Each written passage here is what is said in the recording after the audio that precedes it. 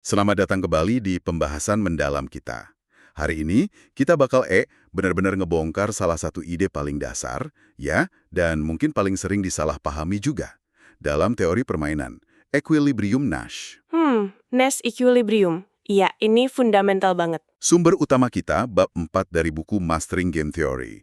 Bukunya lumayan dalam sini. Iya, teks yang cukup akademis ya, jadi kita bakal lihat dari sisi itu. Betul. Buku ini ngasih pandangan akademis, jadi kita bakal ketemu konsep inti dalam permainan non-kooperatif. Yang statis ya, terus informasinya lengkap. Penting tuh, statis dan informasi lengkap. Artinya semua gerak barengan dan semua tahu aturan mainnya. Nah, misi kita hari ini tuh bukan cuma ngasih definisi equilibrium Nash aja.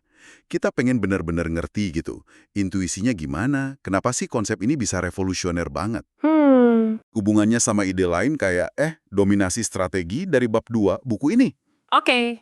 Saya pribadi sih, penasaran banget. Soalnya konsep ini, walau udah lama ya, dari tahun 50-an, tapi kok rasanya masih relevan banget buat ngerti macam-macam hal, dari bisnis sampai politik global. Yuk, kita mulai aja. Tentu. Equilibrium Nash ini memang jadi titik pijak yang krusial banget lah. Ini alat analisis buat situasi di mana hasil yang kita dapat itu nggak cuma tergantung pilihan kita sendiri. Tapi juga pilihan orang lain kan? Iya, betul. Dan semua orang itu diasumsikan berusaha maksimalin kepentingannya sendiri. Dengan asumsi, orang lain juga gitu. Ini nangkep esensi interaksi strategis lah, di mana nggak ada kerjasama yang sifatnya mengikat. Oke. Kalau kita coba bikin sederhana banget nih, equilibrium Nash itu semacam titik stabil gitu ya, di mana nggak ada satu pemain pun yang ngerasa, wah kalau gue ganti strategi sendirian, gue bakal lebih untung selama yang lain nggak berubah, bener gitu? Mungkin ada bayangan gampangnya gitu di kehidupan sehari-hari. Analogi sederhananya udah pas banget itu. Coba bayangin aja kita janjian sama teman-teman di kafe A gitu ya. Oke. Kalau semua udah nyampe di kafe A, dan nggak ada satu orang pun yang mikir, coba tadi gue ke kafe B sendirian kayaknya lebih asik deh. Nah, kafe A itu bisa dibilang equilibrium Nash. Kenapa dia nggak mau pindah? Ya mungkin kafe B lebih mahal, atau nggak seru kalau sendirian, atau dia tahu teman-teman lain nggak bakal ikut pindah juga. Jadi intinya nggak ada insentif buat menyimpang secara unilateral, sendirian gitu. Oke, paham. Nah, kalau mau lebih formal dikit, ngacu ke definisi 4.1 sama 4.2 di buku. Sebuah kombinasi strategi dari semua pemain, kita sebut aja profil strategi keseimbangan, itu equilibrium Nash. Kalau strategi yang dipilih tiap pemain itu adalah respon terbaik atau best response terhadap strategi pemain lain. Respon terbaik. Iya. Artinya, nggak ada strategi alternatif lain yang bisa dipilih satu pemain buat dapat hasil atau payoff yang lebih tinggi selama pemain lain nggak ganti strategi. Secara matematis sering ditulis pakai simbol lebih besar sama dengan J. Tapi intinya, strategi lo sekarang itu minimal sama baiknya sama strategi lain yang bisa lo pilih, mengingat apa yang dilakuin orang lain. Nah, yang menarik tuh, gimana kondisi simpel ini bisa nangkap ide stabilitas strategis. Respons terbaik. Ini jadi keinget pembahasan di bab 3 buku ini deh. Kan di situ kita ngomongin gimana pemain milih langkah paling bagus berdasarkan keyakinan dia soal apa yang bakal dilakuin lawan. Jadi, equilibrium Nash ini titik di mana keyakinan semua orang tuh jadi kenyataan dan semua orang udah ngelakuin respons terbaiknya gitu. Tepat sekali, pas banget. Equilibrium Nash itu titik di mana strategi setiap orang secara bersamaan adalah respon terbaik buat strategi orang lain. Oh, jadi saling terkait ya? Iya, kalau pakai notasi BI dari bab 3 buat himpunan respon terbaik pemain I, nah dalam equilibrium Nash, strategi pemain I itu harus ada di dalam BI terhadap strategi pemain lain. Kayak persimpangan dari semua keinginan optimal para pemain lah kalau ngelihat pilihan satu sama lain. Yang seru kayaknya. Contoh, gimana konsep ini jalan di permainan-permainan klasik yang sering banget disebut? Kita mulai dari yang paling dasar aja deh, matching pennies. Iya, matching pennies. Ini kan simpel banget. Dua pemain, punya koin, milih nunjukin kepala atau ekor. Kalau sama, HH atau TT, pemain satu menang. Kalau beda, HT atau TH, pemain dua menang. Payoff-nya ya, +1 buat yang menang, -1 buat yang kalah. Kayaknya tebak-tebakan nggak ada habisnya gitu ya. Di mana stabilnya ini? Nah, itu dia intinya. Di matching pennies emang nggak ada equilibrium Nash dalam strategi murni. Strategi murni itu maksudnya gimana? Strategi murni itu artinya lo selalu milih H atau selalu milih T. Coba deh dipikirin, kalau pemain satu selalu milih H, Pemain 2 pasti milih T terus dong, biar menang. betul. Tapi kalau pemain 2 selalu milih T, Pemain 1 jadi ikutan milih T juga. nah terus pemain 2 bakal pindah ke H. Dan gitu terus, nggak ada titik berhentinya kan? Iya juga ya. Terus gimana dong? Satu-satunya cara biar seimbang di sini adalah kalau kedua pemain milih H atau T secara acak. Dengan probabilitas 50-50 buat masing-masing. Ini yang namanya equilibrium strategi campuran. Wah, jadi biar stabil malah harus nggak bisa ditebak ya? Menarik, menarik. Iya, keseimbangan justru muncul dari ketidakpastian itu. Oke, terus gimana kalau Battle of Sexes? Ini kan lebih ke koordinasi ya, bukan konflik murni kayak matching pennies tadi. Betul, ini soal koordinasi. Ada pasangan mau pergi bareng, satunya suka opera, O, satunya suka sepak bola, F, tapi dua-duanya lebih milih pergi bareng kemana aja, daripada sendirian ke tempat favorit masing-masing. Nah, di sini kan ada dua hasil yang jelas bagus ya. Sama-sama ke opera atau sama-sama ke sepak bola. Gimana equilibrium Nash-nya? Nah, Battle of the Sexes ini nunjukin adanya multiple equilibria. Artinya, ada lebih dari satu equilibrium. Oh, bisa lebih dari satu ya? Bisa. Ada dua equilibrium Nash dalam strategi murni. Opera, dan sepak bola. Dua-duanya stabil. Kalau mereka udah janjian di opera, nggak ada yang mau pindah ke sepak bola sendirian kan? Rugi. Iya ya. Masalahnya, pasangan ini punya preferensi beda terhadap dua equilibrium ini. Yang suka opera, ya lebih seneng di OO. Yang suka sepak bola, lebih seneng di FF. Nah, ini nunjukin masalah koordinasi. Gimana caranya mereka bisa sepakat di salah satu titik stabil ini? Jadi dilema juga ya milihnya. Iya, secara teoritis ada juga satu equilibrium strategi campuran, di mana keduanya ngerandomisasi pilihan mereka. Buku nyebutin probabilitasnya, sekitar 23 buat pilihan favorit masing-masing lah. Tapi kayaknya aneh ya kalau janjian nonton tapi pakai ngacak gitu.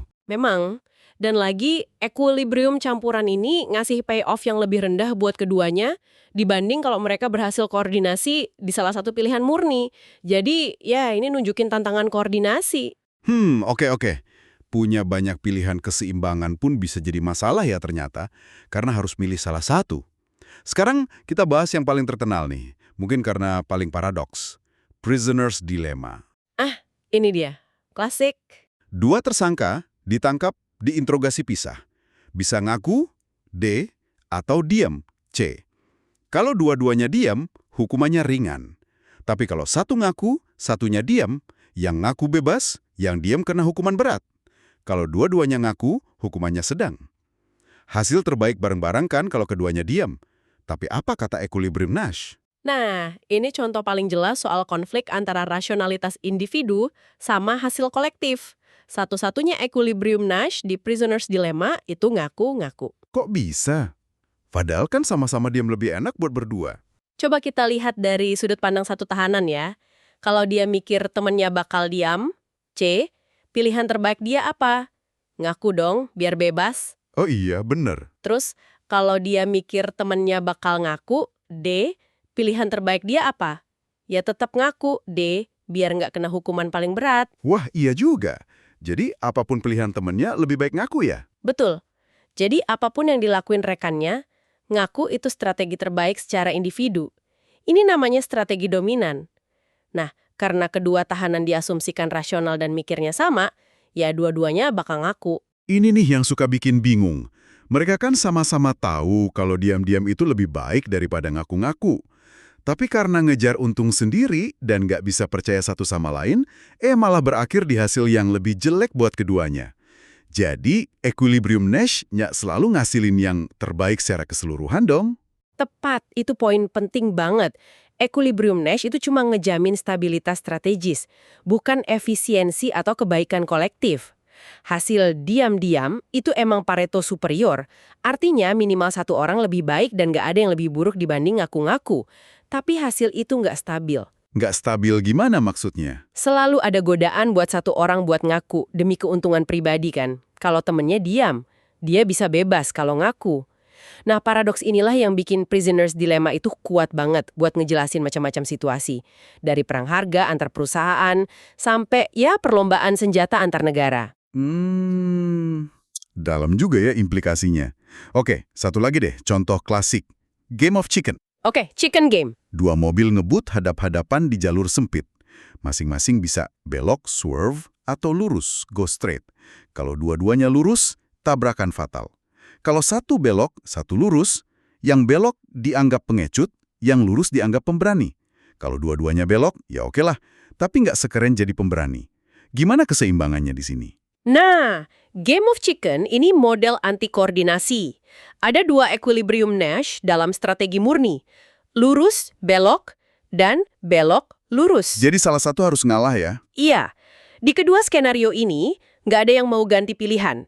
Kalau lo lurus dan lawan belok, lo nggak mau ikut belok dong, jadi pengecut juga. Kalau lo belok dan lawan lurus, lo jelas nggak mau ikut lurus, nabrak dong. Hasilnya jadi asimetris dan nggak adil gitu. Terus ada campuran juga? Ada juga equilibrium strategi campuran. Kalkulasi di buku nunjukin probabilitasnya, tapi intinya gini, dalam keseimbangan campuran ini, kedua pemain lebih sering milih belok daripada lurus. Loh, kok gitu? Bukannya pengen jadi pemberani? Nah, ini karena resiko tabrakan, hasil paling buruk itu gede banget. Jadi itu bikin pilihan agresif, lurus, jadi jarang banget dalam keseimbangan acak ini. Ini sering dipakai buat modeling situasi konflik atau negosiasi alot, di mana ada pengennya sih nggak ngalah, tapi takut juga kalau sampai terjadi bencana bareng-bareng. Oke. Kebayang. Terus kalau di dunia bisnis gimana penerapannya? Misalnya model duopoly Cournot itu, yang dua perusahaan nentuin mau produksi berapa banyak barang barengan. Konsep equilibrium Nash ini sentral banget di model persaingan kayak Cournot. Di sini strateginya itu milih kuantitas produksi. Tiap perusahaan milih kuantitas buat maksimalin profitnya. Dengan menganggap kuantitas pesaingnya itu udah ditentuin gitu. Jadi kayak nebak-nebak gitu ya? Bukan nebak-nebak sih, lebih ke asumsi rasional. Equilibrium Nash tercapai pas kuantitasnya udah di titik di mana kedua perusahaan ngerasa udah produksi jumlah optimal, mengingat jumlah produksi pesaingnya. Nggak ada yang pengen ganti produksinya sendirian. Terus nyarinya gimana titik itu? Biasanya dicari pakai titik potong fungsi respons terbaik kedua perusahaan. Fungsi respons terbaik ini dapatnya dari logika ekonomi standar, maksimalin profit. Selingnya sih nyari titik di mana pendapatan marginal sama dengan biaya marginal, tapi sambil ngitung di mana output pesaing ngaruh ke harga pasar. Oke. Jadi berlaku juga di persaingan jumlah ya? Iya, nah dari semua contoh ini, pertanyaan dasarnya kan muncul. Apakah situasi stabil kayak equilibrium Nash ini selalu bisa ditemuin di tiap permainan? Ini pertanyaan gede yang dijawab sama John Nash sendiri di teoremanya yang paling terkenal. Teorema keberadaan Nash. Pernah dengar? Ini penting banget. Jadi, dia buktiin kalau selalu ada minimal satu equilibrium Nash. Gimana ceritanya? Bahkan di permainan yang kayaknya nggak stabil kayak matching pennies tadi. Bener banget, teorema keberadaan Nash di buku itu proposisi 4.1 bilang kalau setiap permainan statis dengan jumlah pemain terbatas dan jumlah strategi murni terbatas itu pasti punya minimal satu equilibrium Nash. Pasti ada ya? Pasti ada. Kuncinya adalah equilibrium ini bisa dalam bentuk strategi murni, kayak di Battle of Sexes atau Prisoner's Dilemma, atau strategi campuran, kayak di Matching Pennies. Jadi, meskipun nggak ada pilihan murni yang stabil, selalu ada cara buat nyampe stabilitas lewat randomisasi atau ketidakpastian yang terukur itu. Wah, gila sih itu penemuannya. Kuat banget ya. Artinya, secara teori, hampir semua interaksi strategis yang jelas aturannya, itu punya semacam titik keseimbangan. Gimana dia bisa buktiinnya ya? Rumit pasti. Buktinya emang lumayan canggih sih secara matematis, dijelasin di seksi 4.7 buku. Dia pakai alat namanya teorema titik tetap Kakutani. Tapi kita nggak usah kejebak di teknisnya lah ya. Oke, intuisinya aja gimana? Intuisi dasarnya gini, bayangin ada semacam peta yang nunjukin respons terbaik tiap pemain buat tiap kemungkinan strategi lawan. Nah, teorema titik tetap itu kasarnya ngejamin kalau di peta ini pasti ada minimal satu titik di mana strategi tiap orang udah merupakan respons terbaik buat strategi orang lain. Semacam titik yang memetakan ke dirinya sendiri. Oh, titik temu gitu ya? Bisa dibilang gitu. Biar jaminan ini berlaku, permainannya perlu memenuhi beberapa syarat matematis dasar. Kayak pemain bisa nyampur strategi secara mulus, himpunan strateginya konveks, pilihan strateginya terbatas dan tertutup, kompleks, terus hasil payoff-nya berubah secara kontinu.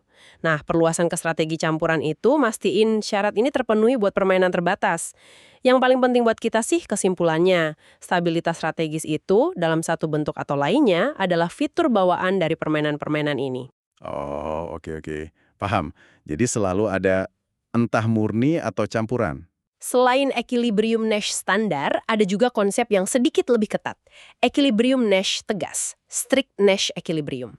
Ini dibahas di seksi 4.3, definisi 4.4. Tegas? Maksudnya? Di sini, syaratnya lebih kuat. Tiap pemain bakal benar-benar rugi kalau dia sendirian nyimpang dari strategi equilibriumnya. Jadi payoff-nya harus lebih besar, bukan cuma sama dengan atau lebih besar, dibanding kalau dia nyimpang. Oh, jadi ini lebih stabil lagi dong ya? Nggak ada ruang buat ragu-ragu atau sama aja gitu hasilnya. Betul. Dan tadi Anda bilang matching penis nggak punya yang kayak gini, karena keseimbangannya campuran. Tepat. Equilibrium Nash tegas itu harus melibatkan strategi murni aja. Nggak bisa campuran. Kenapa tuh? Soalnya kalau seorang pemain pakai strategi campuran dalam equilibrium, itu artinya dia dapat payoff yang sama dari beberapa strategi murni yang dia campur kan?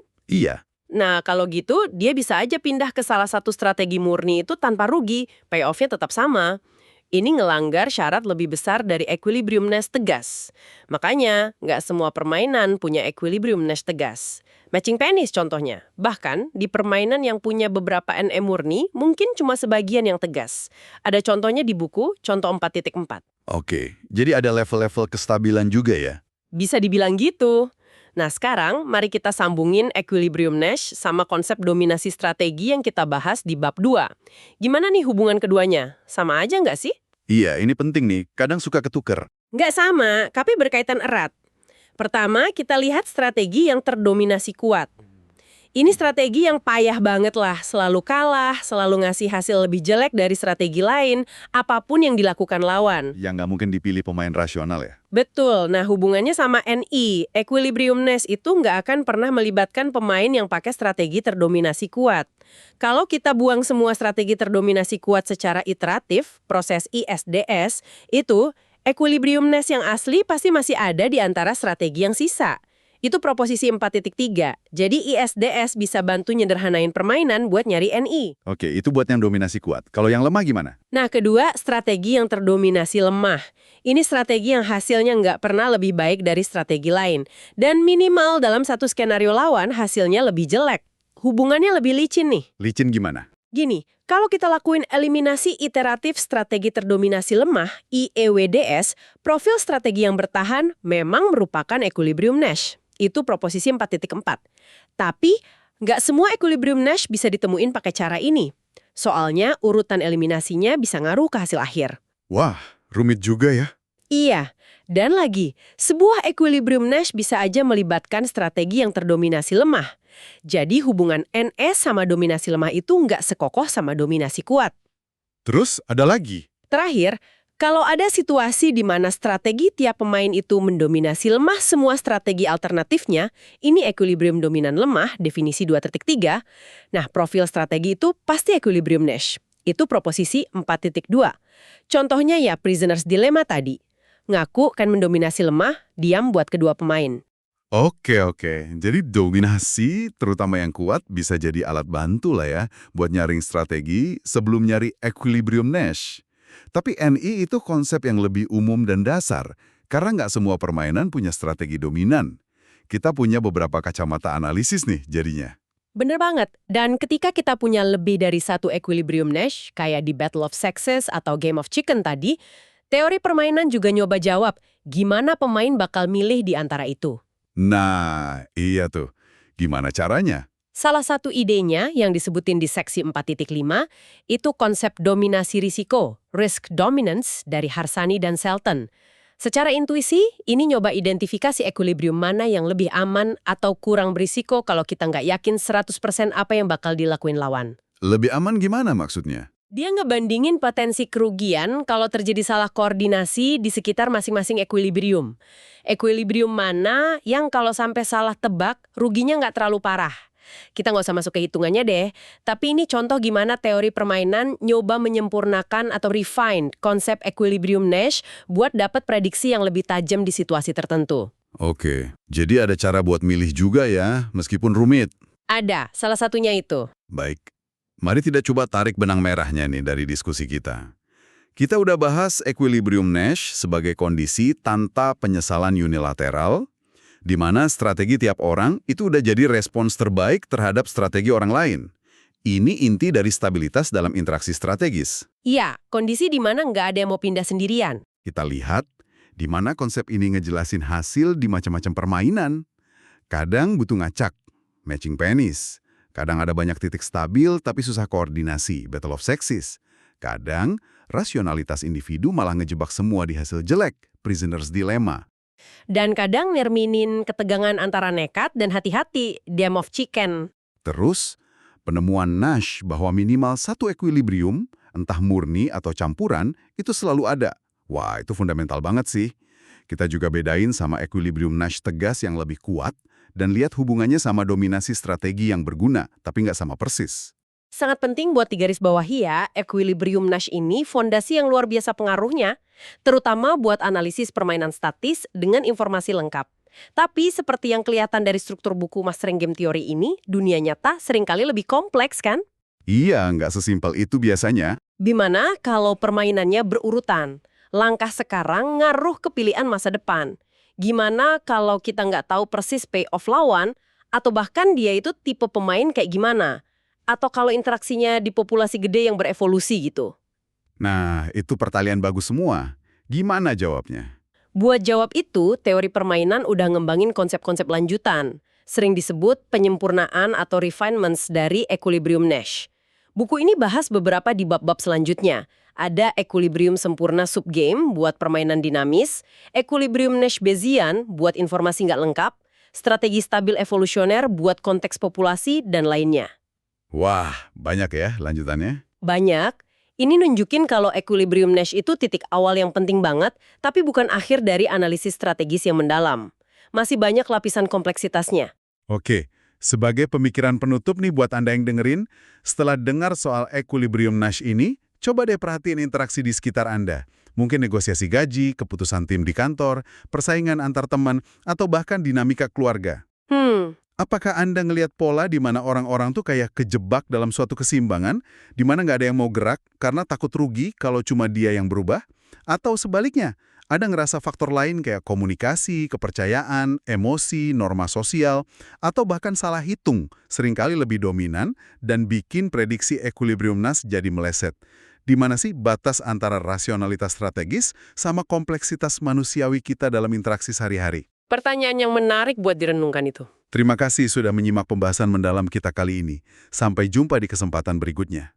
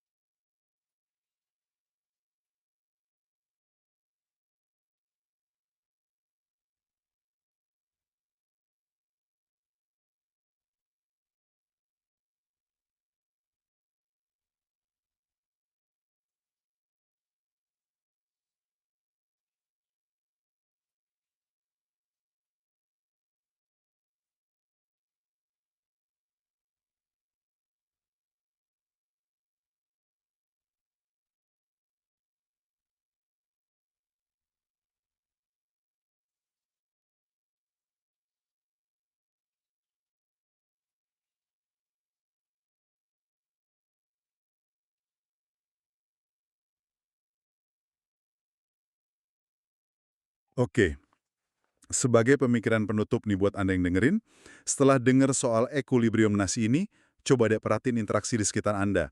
Mungkin negosiasi gaji, keputusan tim di kantor, persaingan antar teman, atau bahkan dinamika keluarga. Hmm, Apakah Anda ngelihat pola di mana orang-orang tuh kayak kejebak dalam suatu keseimbangan, di mana nggak ada yang mau gerak karena takut rugi kalau cuma dia yang berubah? Atau sebaliknya, Anda ngerasa faktor lain kayak komunikasi, kepercayaan, emosi, norma sosial, atau bahkan salah hitung seringkali lebih dominan dan bikin prediksi equilibrium nas jadi meleset? Di mana sih batas antara rasionalitas strategis sama kompleksitas manusiawi kita dalam interaksi sehari-hari? pertanyaan yang menarik buat direnungkan itu. Terima kasih sudah menyimak pembahasan mendalam kita kali ini. Sampai jumpa di kesempatan berikutnya.